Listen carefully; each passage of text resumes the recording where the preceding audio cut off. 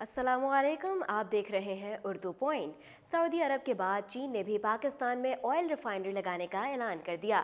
Khyber Pakhtunkhwa oil and gas company limited اور چینی company جانلیان انٹرنیشنل انجینئرنگ کمپنی لمیٹڈ کے درمیان صوبے میں آئل ریفائنری لگانے کے لیے مفاہمت کی یادداشت پر دستخط کر دیے گئے۔ سعودی عرب کی جانب سے گوادر میں $10 ارب کی لاگت سے آئل ریفائنری لگانے کا اعلان کرنے کے بعد اب چین بھی پاکستان میں آئل ریفائنری لگائے گی۔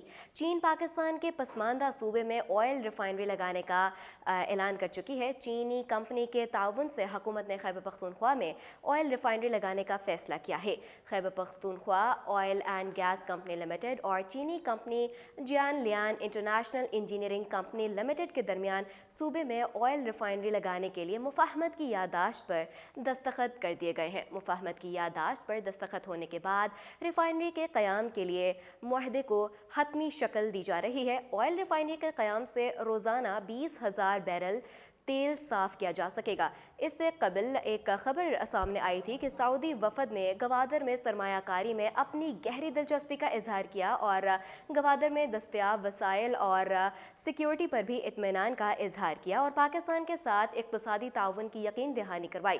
سعودی وفد نے بتایا کہ سعودی عرب کے تعاون سے گوادر میں دنیا کی تیسری سب سے بڑی آئل ریفائنری لگائی جائے گی، جس سے پاکستان اور چین سمیت وسط ایشیائی ممالک کے تیل کی ضروریات کو پورا کیا جا سکے گا، جبکہ بلوچستان میں موٹر ویز اور ریلوے نیٹ ورک کی نئی تعمیرات کے لیے بھی